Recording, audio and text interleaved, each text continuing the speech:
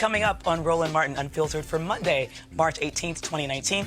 Hello, I'm Dr. Avis, in for Roland Martin. He'll be back tomorrow. After white nationalists killed 50 Muslims in 2 mosques in New Zealand, Donald Trump says white nationalism is not really a problem. Of course he said that, right? He is the problem, right? Terrorism expert Malcolm Nance talks to Roland about the worldwide threat of white nationalism, especially here in America. White supremacy takes many forms, not just murder, like the white woman who went on a racist rant in a Connecticut supermarket. We've got the shocking video. A new report out today on the state of black women in America. We are short on wages and wealth, but let me tell you, we are long on political power. We'll break it down with our panel and Latasha Brown, the one and only co-founder of Black Voters Matter. She will also give us her grassroots reaction to 3 stories in our continuing effort to secure the vote in the face of Republicans trying to suppress the vote. And we'll examine the safety of air travel now that the 737 MAX has been grounded. It's time to bring the funk on Roland Martin Unfiltered. Let's go. He's got it. Whatever the miss, he's on it. Whatever it is, he's got the scoop, the fact, the fine. And when it breaks, he's right on time and it's rolling. Best believe he's knowing. Putting it down from sports to news to politics. With entertainment just for kicks, he's rolling. It's on go, y'all. It's Roland Martin, yeah. Rolling with Roland now. He's funk, he's fresh, he's real, the best, you know he's Roland Martin now.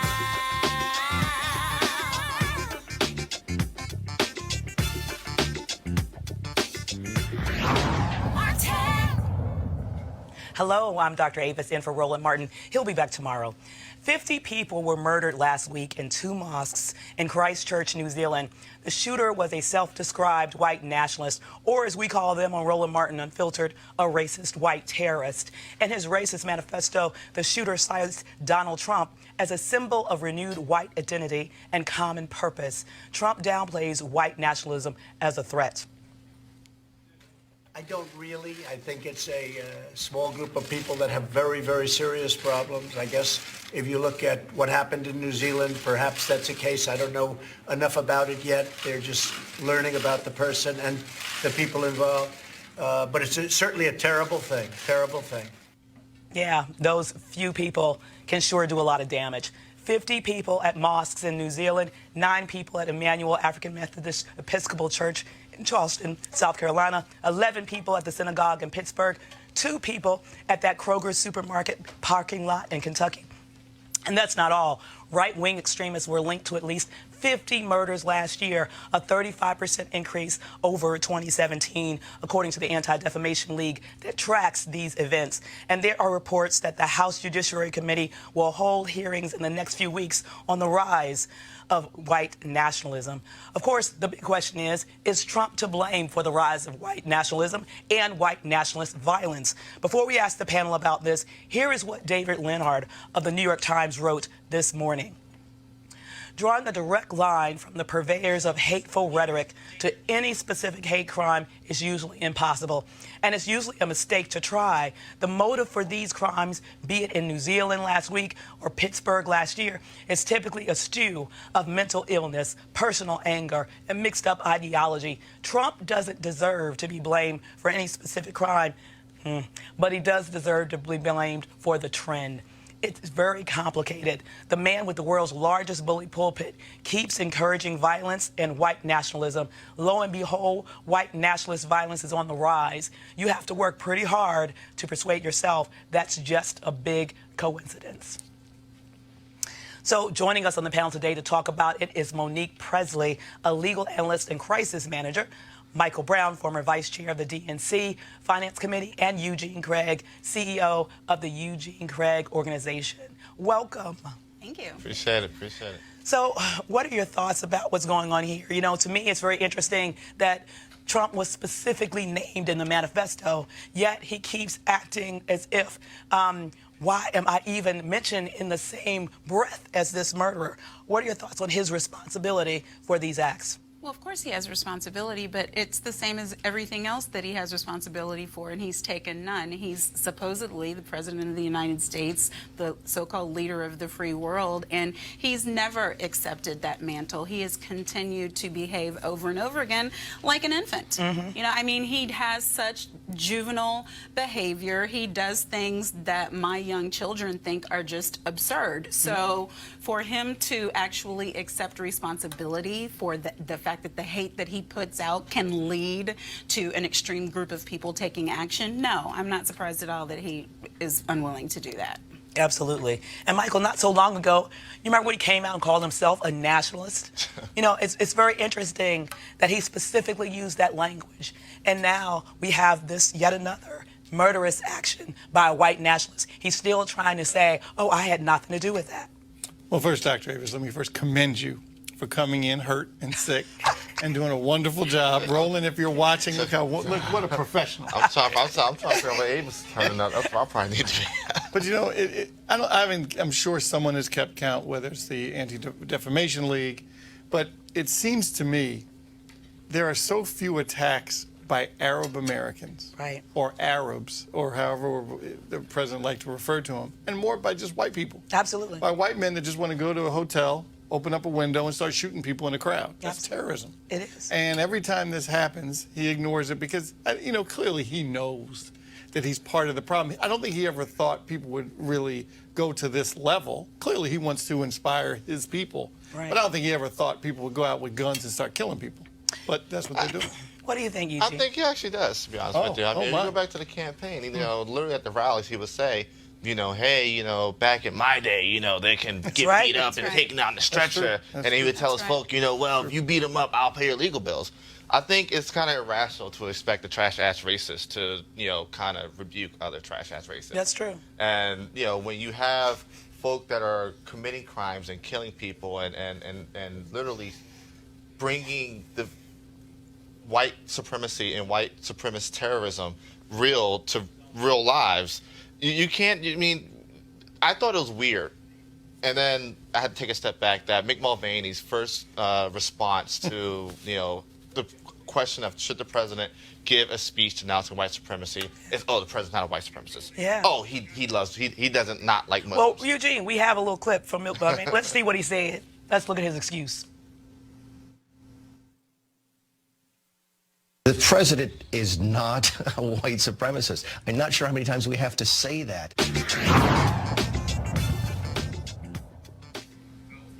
You have to say it until he starts acting like he's not, because clearly he's been acting like he's not from day one. What I find that he is from day one, what I find very interesting is one of the first things that this administration did was they cut funding for being able to track white nationalist, white supremacist groups.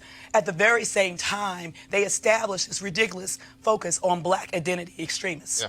We've known for the last 3 years, we have seen increases in white nationalist violence. We've seen a 17% increase in white nationalist violence just between last year and this year. The problem is here. The problem is getting worse. They're wasting resources looking for black folks when it's these crazy, I wouldn't even say crazy, that gives them an out. No, evil white men killing people of color, killing Jewish people all over this nation and the world. When will we correct what's gone horribly wrong with this administration? What can we do as citizens to move this administration and let them know that they need to change their focus? All right, well, the trend for this homebred terror for young white men, especially young white men between the ages of 18 and 24, predates the Trump administration.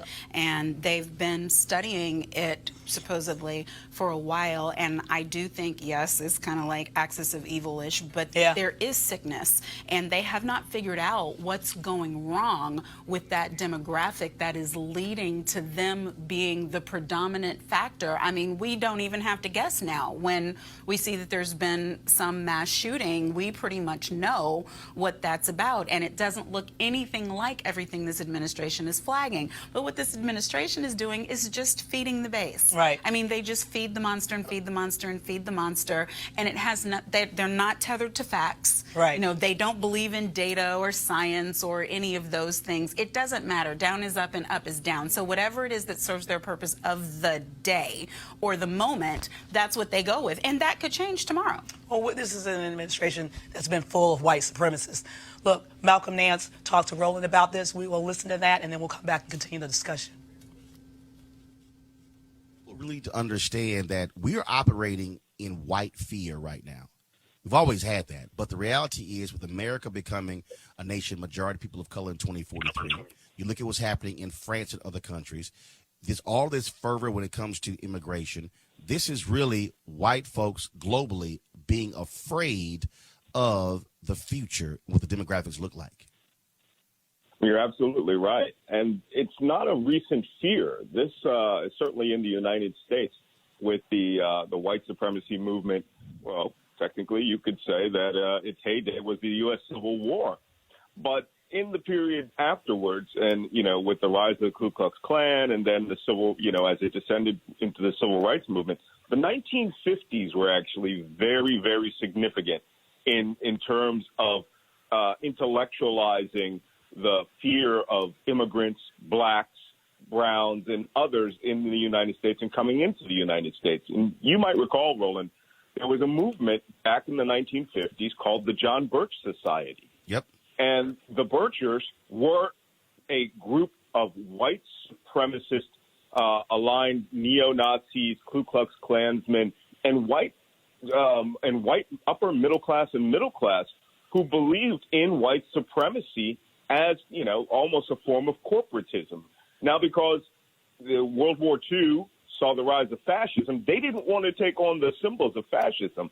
They maintained that America itself was a uniquely white identity. And they were, of course, thoroughly sidelined leading up into the, you know, the nomination of Barry Goldwater for president in the 1960s. They were sidelined. Only until the period of Donald Trump had groups like the John Birch Society just been ignored. Right. Now they're mainstreamed. And in fact, Congressman Benny Thompson has sent a letter to the FBI and Department of Justice saying that they have failed to brief lawmakers on the fact that more domestic terrorism suspects, white folks, were arrested in the United States over the last 2 years than foreign Islamic extremists. Absolutely. And last year, not one American was killed in an act of terrorism in the United States by a foreign or foreign-inspired extremist. But there were numerous Americans massacred, most notably the massacre in the synagogue in Pittsburgh, which was carried out by a pro-Trump white nationalist, and the attempted bombing and decapitation of the entire Democratic Party establishment by that amateur bomber out of Florida. This isn't new, but, you know, in the 1990s, we had a huge boom. 1980s and 90s, there was a huge boom of militiamen and white supremacist-backed groups who were going to, you know, prepare themselves for the white, you know, versus black race war. Timothy McVeigh's bombing of the Murrah building in Oklahoma City was precisely that. He expected that when he blew that building up, his book, The Turner Diaries, the one that he loved and loved reading, was supposed to be the clarion call for all whites in the military to take their guns and mass murder the blacks in the military and thus start a race war. On that very point, a HuffPost investigation has identified 7 U.S. military members who belong to a white nationalist group. ProPublica's also identified the white nationalists. And so we have individuals right now who are serving in the United States military who they've aligned themselves with white nationalists, with neo-Nazi groups, and it is a problem as we speak. Yeah, and it's old school, too, because you know, the neo-Nazis front other groups, you know, the more traditionalist groups that have gone out of existence, like very little-known groups, the Covenant, the Sword, and the Arm of the Lord, you know, which was an all-white Southern group, which was advocating for, you know, civil war in the United States. They said everyone should go into the military to gain those ground skills, and then you can come out and train people. There's a militia right now, an anti-government militia, pro-Trump, but anti-government, that is being trained by ex-special forces soldiers to be prepared for the coming civil war, or, which is now being masked in that if Trump gets denied a second term, right? Well, we all know what it's really for. Another interesting thing is, I'm a gun guy, right? I have guns. I practice, because I used to live over in the Middle East. So these things were a tool of my intelligence and military trade. But, when these people talk about zombie targets and zombie-type ammunition, they're not talking about from The Walking Dead. They're referring to that as when rule of law collapses in a national crisis. The zombies are the black and brown people they expect to come from the cities. And, this is how they think. And now they think that they have a presidential champion that will turn the military and biker gangs to their advantage in a race war. So true. We have another crazy-ass white people story for you. Let's go to the video. No charcoal grills are allowed. I'm white. I got you, bro. Illegally selling water without a permit On my property. Whoa! Hey! Give us your ass. You don't live here. I'm uncomfortable. So when the president is racist, it encourages others to be as well. On Friday night, a white woman in East Haven, Connecticut, continually called a black couple the N-word and even spat at them while shopping in a grocery store. Take a look. Warning, the language is unfiltered. You were one of those permanently, motherfucker. Eric. Go ahead, I will. Do it. Sit down. You dare talk to me in front of my kids like that, motherfucker. Call the cops, you threatened me. Watch this. It's not even worth it. Watch it. It's right. We're going to get it. That's why, because they're fucking dinners in these states. Oh, don't say that. Eric. Put your hands on me. Come on. Eric. Put your hands on me. Put them on me. Don't worry about it. Don't worry. I don't Eric, come on. Eric. You motherfucker. Eric. You motherfucker. I'm a nigger, right? You motherfucker. That's right. You're a nigger in East Haven. Please. Watch this, motherfucker. Walk away. Eric, go sit down. Eric, go sit down. Fuck you, nigger. Eric. Motherfucker. Motherfucker. You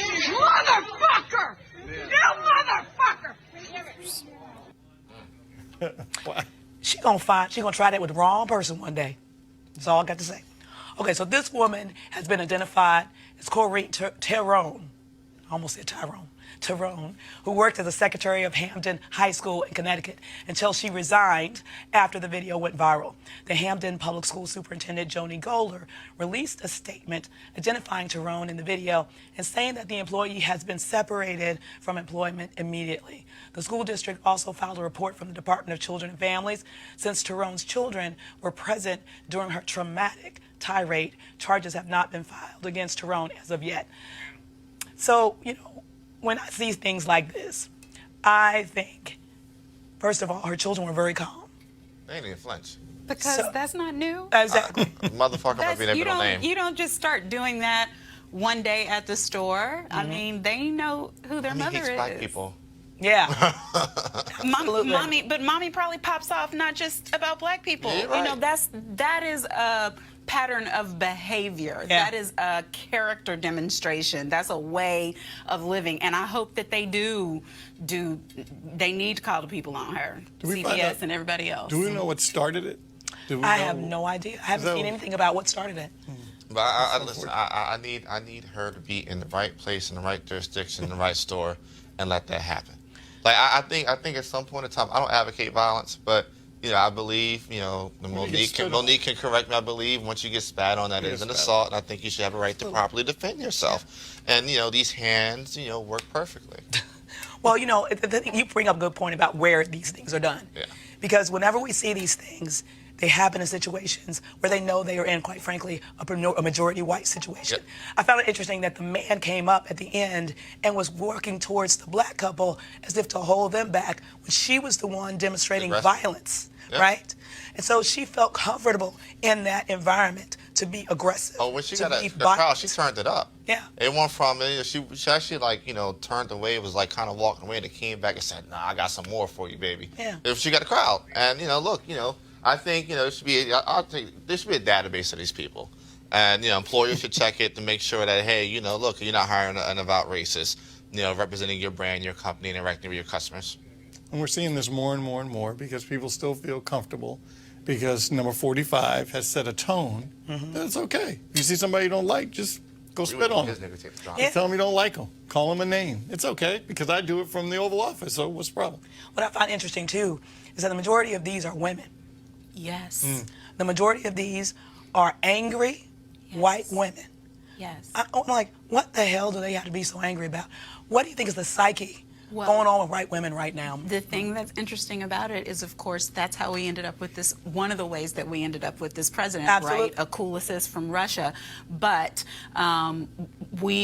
some people were so disappointed with the vote from the white women. I was not. I was not surprised by that at all because there's a party line that lines up behind their husbands and where they think that whatever has happened, whether it's losing coal jobs, whether it's the way that their husband feels in the economy, which ends up coming back to them because you know that it all goes downhill. You come in, you're in the house, you hit the wife hits the kids kick the dog. I mean, that's what happens. And so these women are living the same lives as their angry male counterparts, but they are wilding out and acting out because I guess they think that they're not going to have the same kinds of consequences that a male would popping off like that. Absolutely. They're going to hide behind their female veneer and say, you won't hit me. Right. So I can do anything I want to do. I can say anything I want to say. I can even hit you or spit at you or threaten to perpetuate violence against you. But you can't do anything to me because I'm a delicate white woman. Do you think that's what's going on here?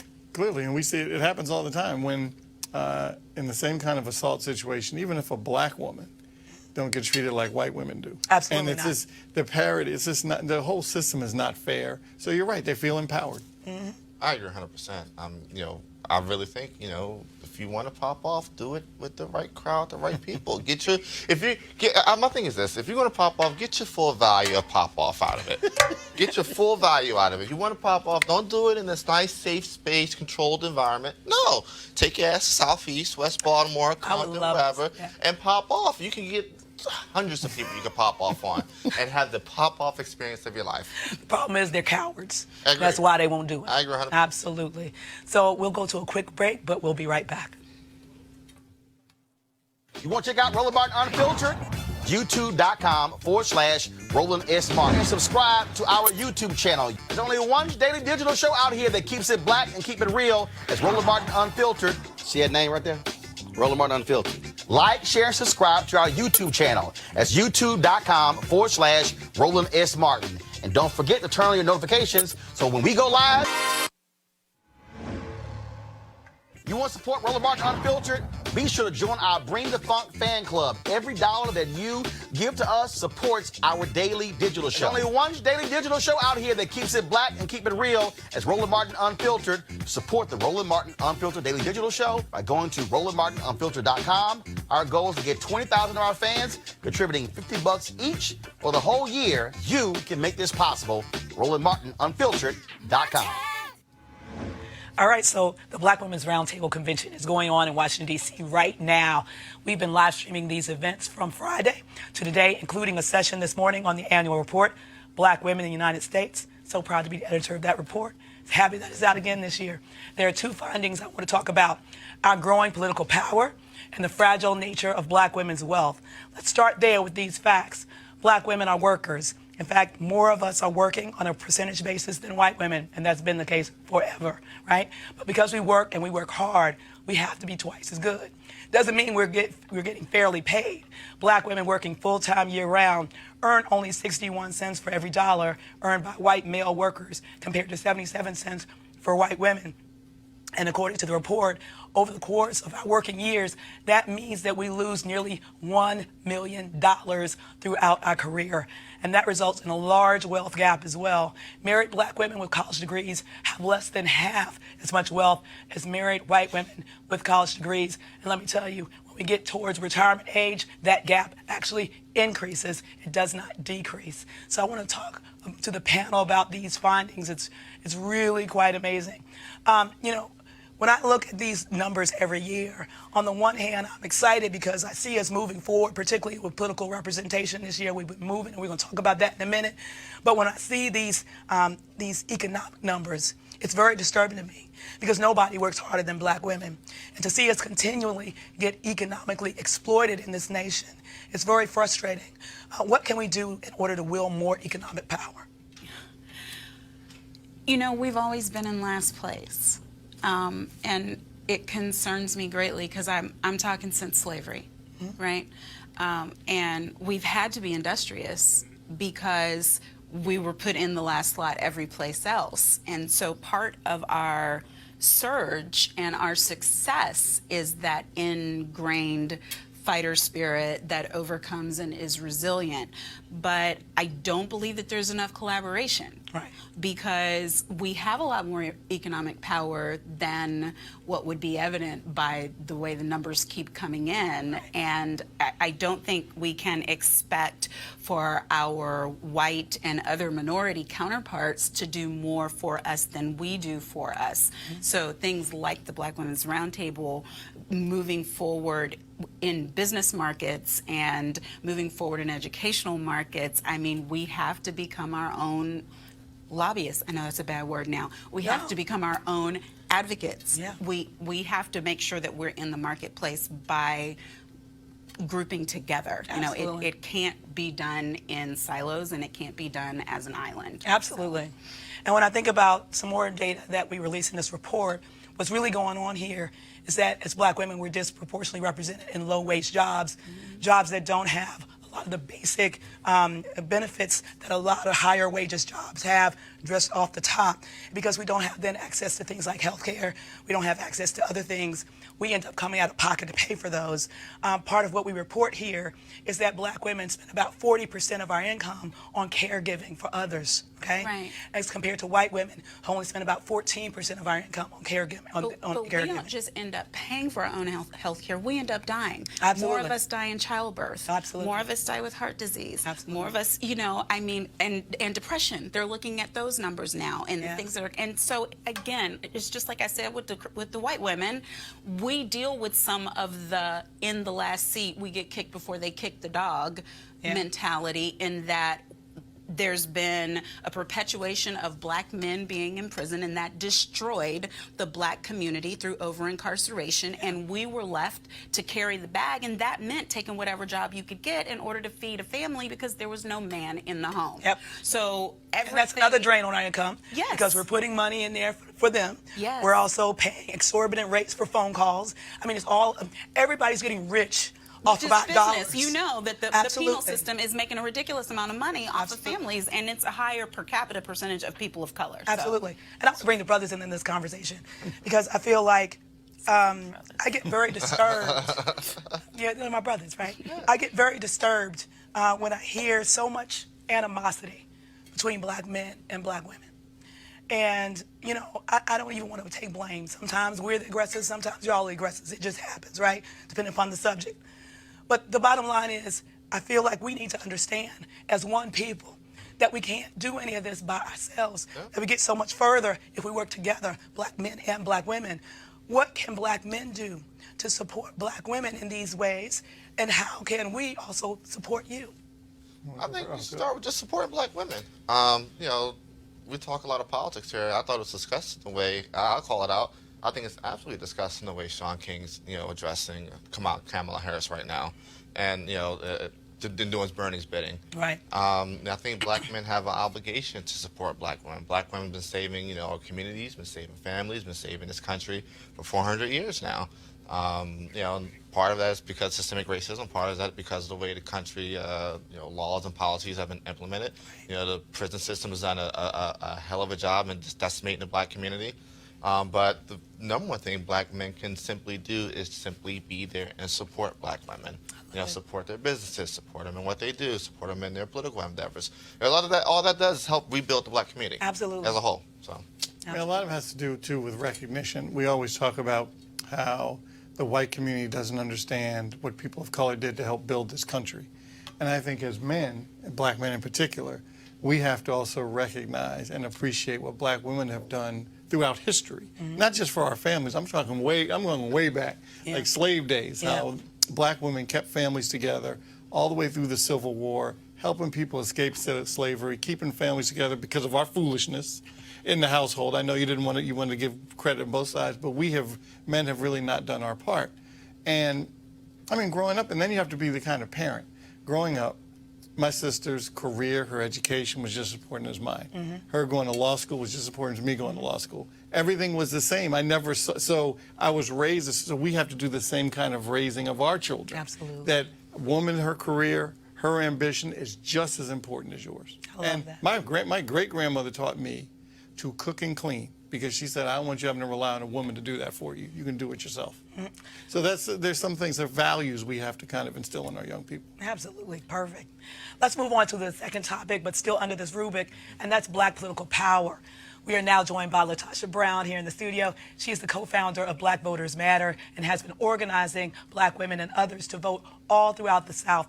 LaTosha Brown, welcome to the studio for Roland Martin Unfiltered. Thank you. I'm happy to be here. All right, so let's get right to it. 50 years ago, Shirley Chisholm was the first black woman in Congress. Now there are 25 black women in Congress. Of the 5 new black female members elected in 2018, none represent a majority black district. 4 out of 5 represent suburban rather than urban districts. And we know that Stacey Abrams lost in Georgia's governor's race just by 55,000 votes in a state where her opponent did everything under the sun in order to steal that election.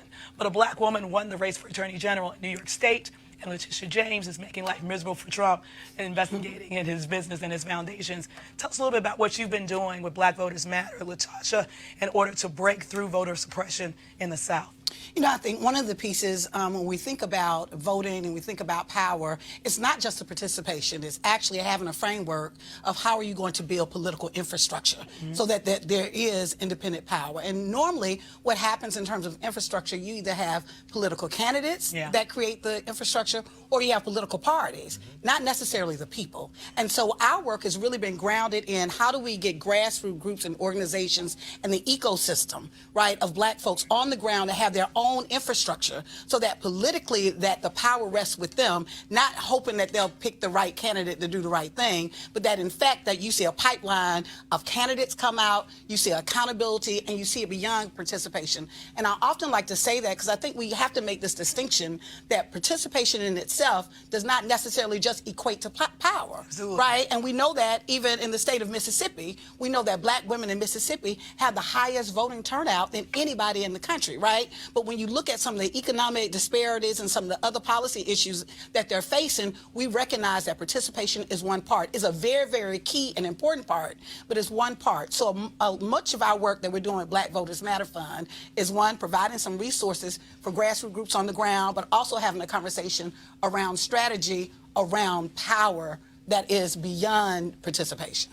I love that. So when we think about black voter power lying in the hands of the voters rather than institutions, rather than any political party, what are you doing sort of in the off season? Because one of my frustrations is that typically there is like a mad rush at the end to sort of mobilize the black vote instead of investing in these communities so that people can really wield their power year-round, 365 days a year. So what are you doing right now with Black Voters Matter to ferment that so that our powers can strengthen for 2020, but also beyond 2020? You know, we created the organization specifically for that reason, that there was this very episodic, we call it bean counting, you know, round the beans up at the last minute, right? And that there wasn't an ongoing kind of strategic investment and strategy around how do you build power in communities. So there are a couple of things that we're doing in the off season. One, it all boils down to who is organized, like getting people organized and helping to build the capacity of the organizations in a number of ways, from training to actually investment in those organizations, to helping to build out those networks, to actually having a plan of action, a strategic coordinated plan for future elections. The other thing that I think oftentimes happens in this space is that there's this fallacy that the way that engagement happens is that people is the top of the ticket that's going to drive. We've seen actually the opposite. We actually did some data in Alabama where we looked at Lowndes County, which is a small black belt county, and in that county, what we saw was only 6,000 voters in that county. What we would see in in consecutive gubernatorial elections that from the primary to the governor's race, there was a drop off of 1,000 voters. That's a lot of voters in a county that only has 6,000 voters. But essentially what winds up happening is the greatest opportunity to engage people is on the when there's a local election and a local race, so that they would get engaged in the primary. So the idea of the power and people interest is the top of the ticket down. We see across the board that that's not necessarily in our community, but that it really is from the bottom up and local. And if you really think about it, if you're telling people, when people lose control of their local school board, it's hard for them to get excited about the governor's election, right? Yeah. When they lose control of their county commission. So often the power that is closest to them, that actually impacts their day-to-day life, that's where a lot of the energy is. And so what we've been doing is doing a strategy aligned with these communities on what races they think are important, right? So that we're supporting their infrastructure, we're supporting their strategies around that. I think the other thing we have to do, and I think we've been doing this as well, is really thinking about local governance and self-governance. What does it mean? It's one thing for us to respond to what's happening. It's another thing for us to have a conversation, one, about power, around shifting the dynamics of power, about even shifting the infrastructure so that it is more fair. It's more fair. With one of the groups that we've been working with in Knoxville, Tennessee, they're actually looking at, it's called the Knoxville City Council movement. They've actually been looking at the city council and running for seats so that they can actually take over the city council and restructure it in a way that is actually more responsive and accountable to the people. That's where we got to be thinking. We've got to not just be responding to how do I get into your party, but we've got to set the table to our own party and really be able to do things that we're talking about: local governance, what's our vision for community, and how do we see power in a way that really is rooted in an equity lens, an equity and racial justice lens. Absolutely. Any questions from the panel? I had one. What do you do to engage voters? Because one of the things that bothers me the most is not just that people skipped out on voting for a president this last election, but in conversations I have, I can't get them to understand you have no idea what's going on at the local level and how much that matters to you. So for you to say your vote doesn't matter because one politician is the same as the other on a national level is absurd when you think about the fact that you've got like 6,000 people and every single election in that city matters. Right. You know what's really interesting is I remember when I first started learning how to do organizing, and someone would tell me they didn't vote because they didn't think it mattered, and I would stand there until I would like turn purple to try to convince them how it mattered. And one day there was a young man who said something around why he didn't think that voting mattered, and it was so compelling that it actually, I didn't have a comeback, right? And I had to sit back and I had to think about it. And I'm raising that because some of the frustration that our people are feeling right now is authentic, and it is grounded, and it's legitimate, right? And so instead of running away from that, right, I think there's been a couple of approaches of getting people to vote. One, oftentimes in our community, we use fear. You know, they're going to come shut down, they're going to take this off, they're going to, at some point when people have just been bombarded with negative messages and negative images and fear, you can't, at some point you got to cut that off, right? So we actually shifted the frame. We shifted the frame from fear to love and power. And say that ultimately you have power, that you can change your community. We will actually talk them through that process. A second thing that we do is when someone says, you know, I don't think that voting matters, right?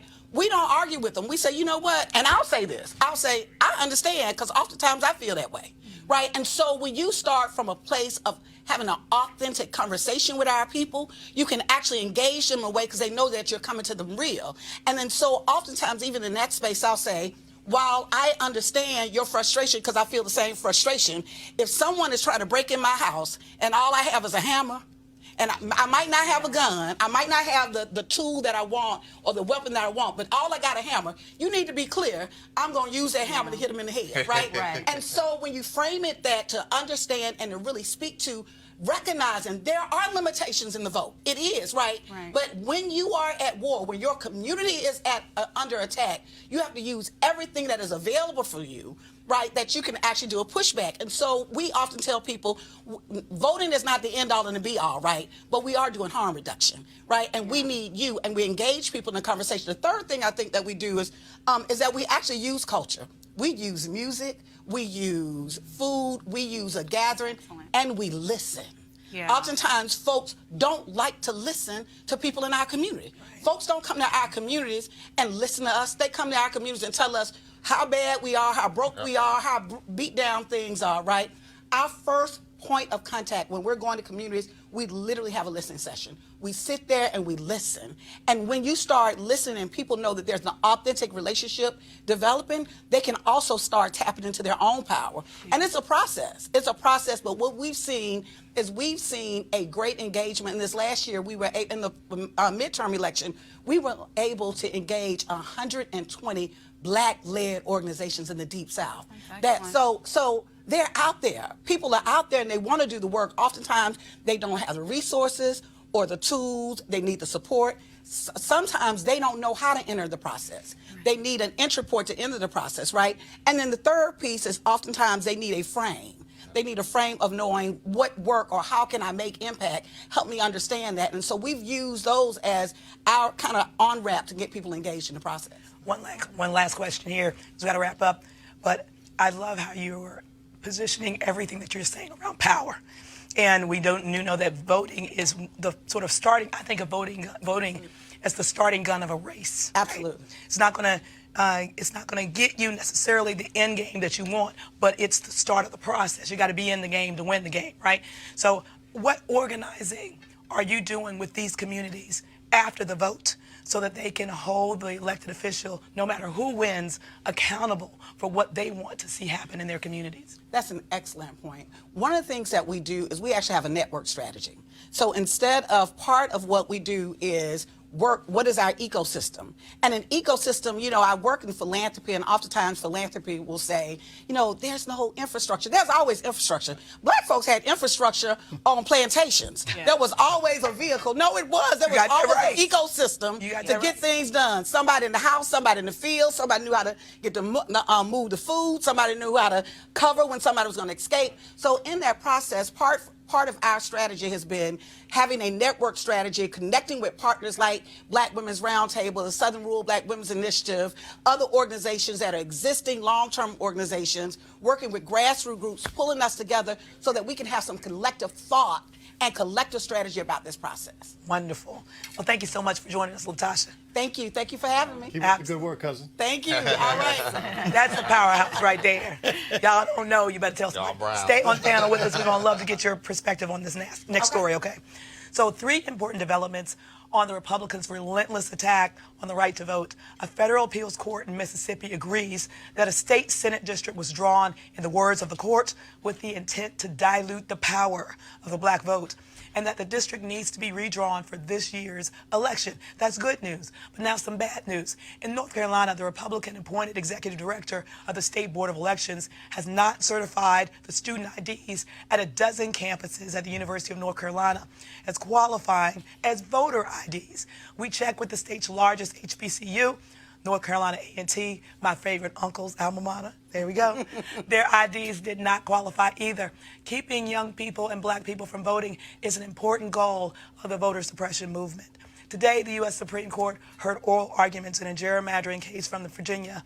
A lower court ruled last year that 11 Virginia House of Delegate districts were racially gerrymandered.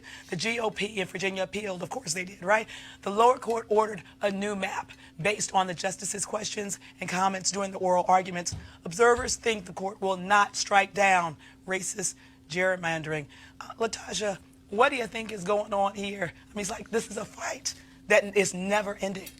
It is. And, I think we have to recognize a couple of things. One, we have to recognize that, we are entering an era of the browning of America, that as America becomes more brown, we're going to see this kind of aggressive nature. We've we've seen this in the South and in places where you've got concentrated numbers of black folks. Right. You're going to see this, right? And I think that we've got to take voter suppression and make that a major, major issue. If one of the pieces, if you look at what happened in Mississippi today, where a federal judge struck down the district in a Senate district in the state of Mississippi. If you look at that map, what's interesting about that map is that district, which primarily would be in the delta part of Mississippi, is over 320 miles long. Wow. That is ridiculous, right? But in an effort, they've gone over extraordinary measures, right, to marginalize the black vote. And so now they've got a month and a half that they've actually got to draw the district lines. But I think what is happening is what we're seeing this white supremacist agenda in action, right? We're seeing that it's going after power by any means necessary, that it is they're recognizing that there are, as more people engaged in the process, that is a threat to their power, right? Absolutely. I think we've got to see it as such as well, Absolutely. right? And we've got to tap into that. Absolutely. So, Michael, from your background of working with the DNC, I mean, what sort of things can an organization like the DNC do to fight back when it's so clear that in their main constituency it's being targeted in this way? Well, I hate to use this example. However, when my father was chair of the party, he used to always say, the Republicans come to the fight with a gun. We've always come with a knife. And listening to my cousin over here, that when you organize and give folks resources, you're leveling the playing field. So when you got to level the playing field, because GOP is not playing. They don't care. They want judgeships. They want. And remember, I don't think people understand. That's what makes your job, I know, so difficult.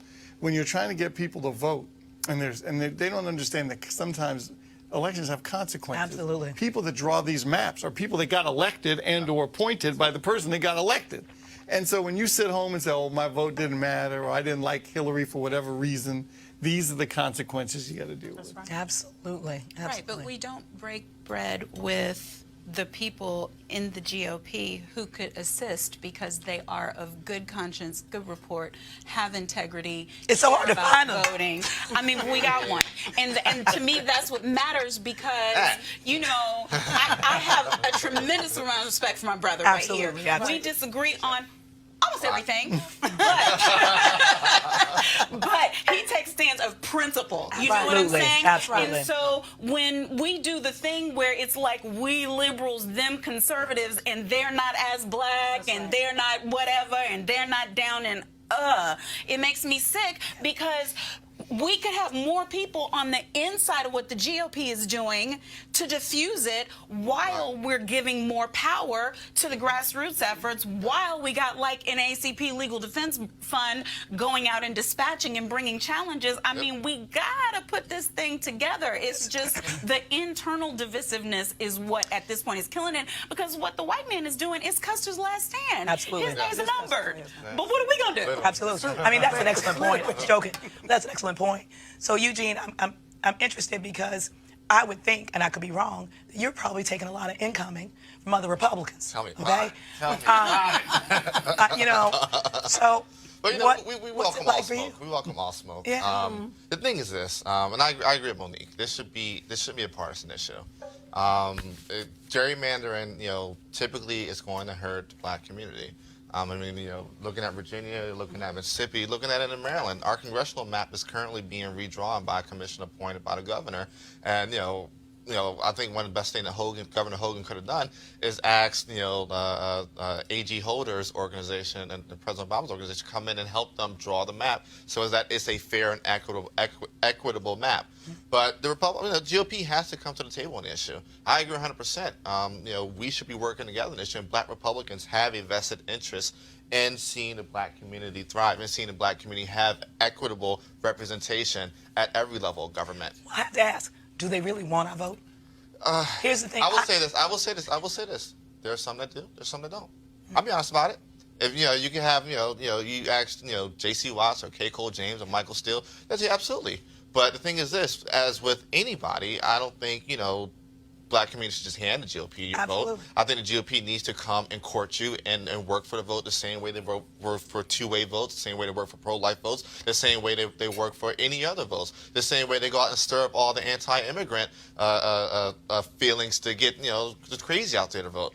If the Republican Party and the RNC, Ronna, we're talking to you because we know what's going on up in that building down there. They're serious about getting serious about courting black voters. You need to come and engage black voters on their terms, on their issues in their communities. That's an excellent point. My fear, my concern, I would say concern over fear, is that I feel like we're seeing the reverse of history. South African apartheid was in many ways developed by looking at our Jim Crow system here. Yeah. And I think what's happening right now is that a lot of your party mates are looking at the white South African rule under apartheid and trying to figure out how can they apply that model here by disenfranchising the black vote in this country.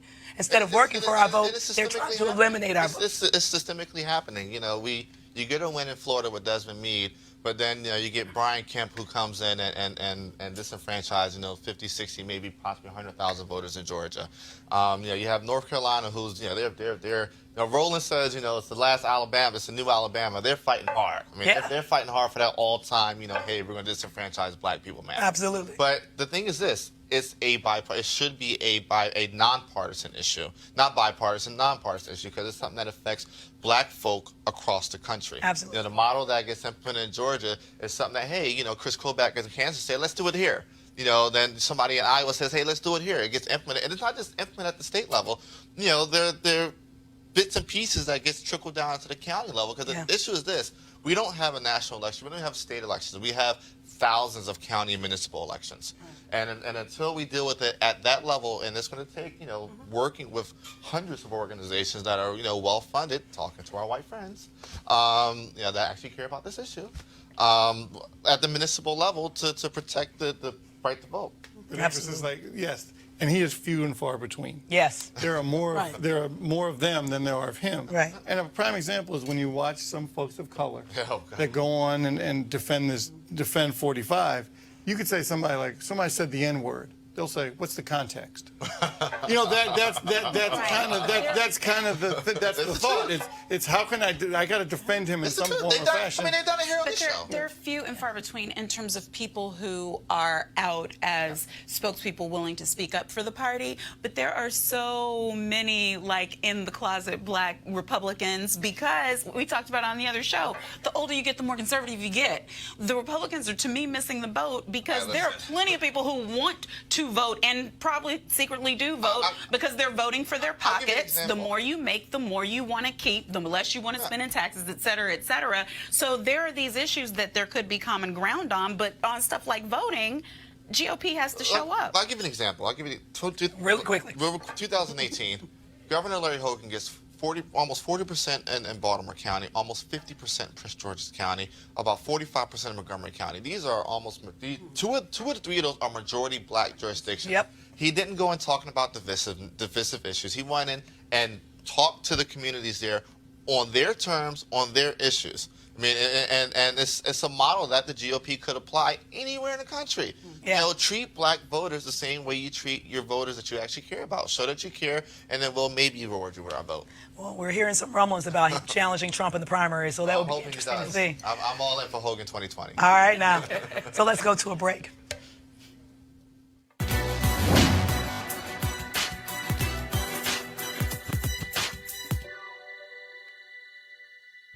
A test of character is the amount of strain it can bear. Lawyer and civil rights activist Charles Hamilton Houston.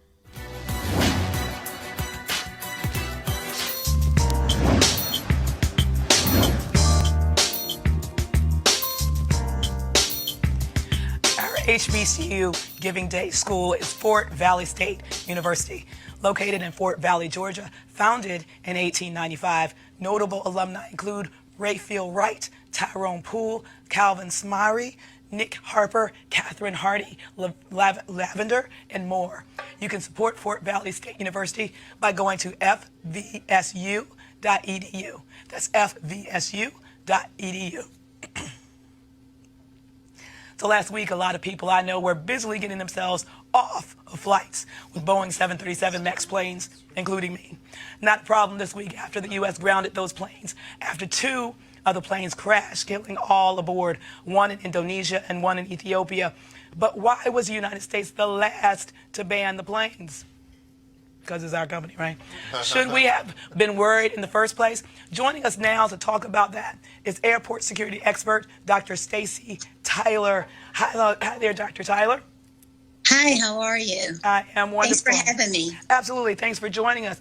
So, first of all, I'm just curious, should we feel safe getting on any plane right about now? Because it just seems like there was really a very slow rollout of the U.S. getting on board of grounding those planes in order to prioritize the safety of customers. Well, that's a two-part question. And right now that the United States was the last to actually ground those 737 MAX 8 aircraft.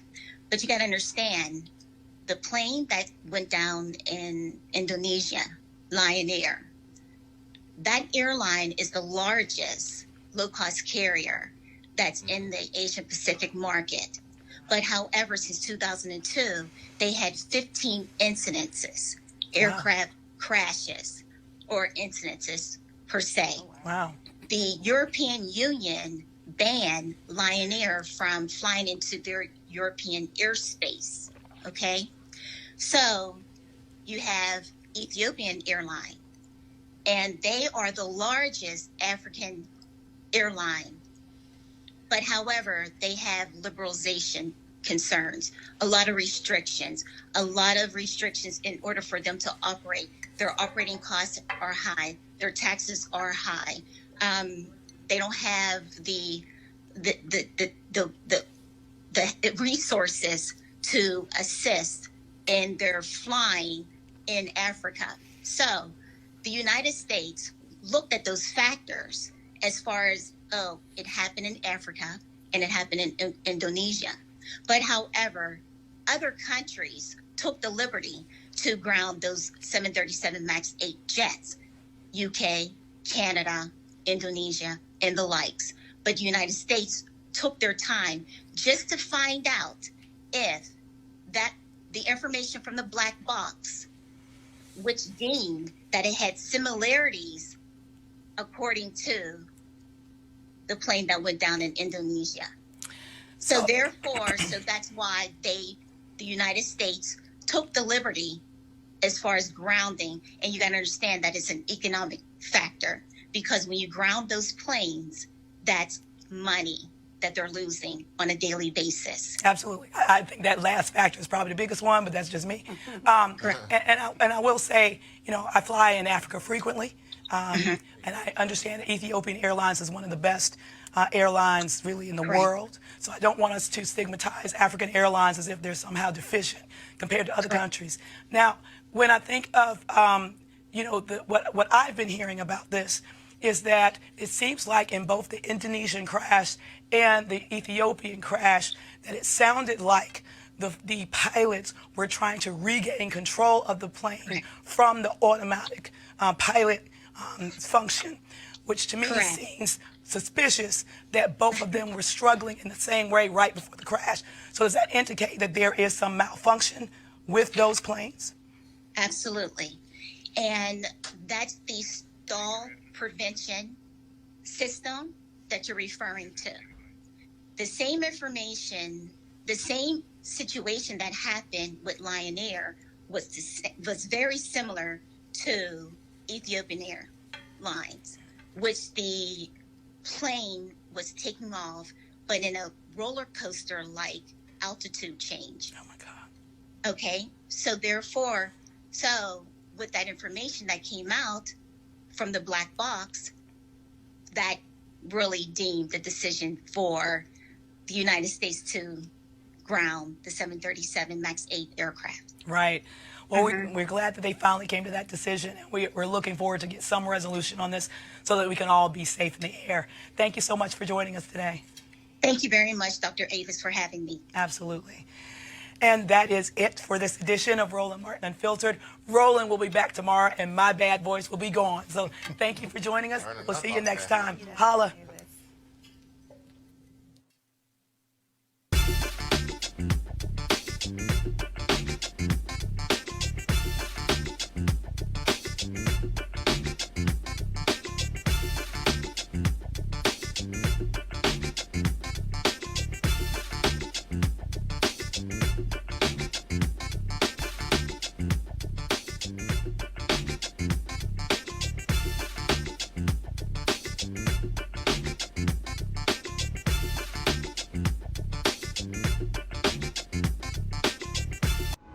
You want to support Roland Martin Unfiltered? Be sure to join our Bring the Funk fan club. Every dollar that you give to us supports our daily digital show. There's only one daily digital show out here that keeps it black and keep it real as Roland Martin Unfiltered. Support the Roland Martin Unfiltered daily digital show by going to RolandMartinUnfiltered.com. Our goal is to get 20,000 of our fans contributing $50 each for the whole year. You can make this possible.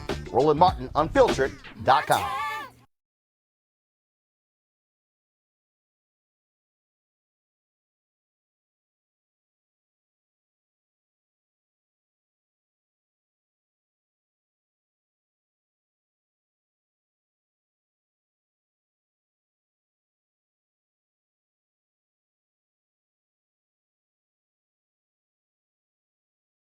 You want to check out Roland Martin Unfiltered?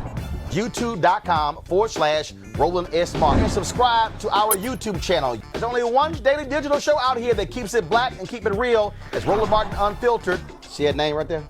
Roland Martin Unfiltered. Like, share, and subscribe to our YouTube channel. That's YouTube.com/Roland S. Martin. And don't forget to turn on your notifications so when we go live, you'll know it. Hey fam, want to check out Roland Martin Unfiltered? The blackest show on all of digital, cable, and broadcast. Check out our audio podcast. There's only one daily digital show out here that keeps it black and keep it real. It's Roland Martin Unfiltered. Press play. You want to support Roland Martin Unfiltered?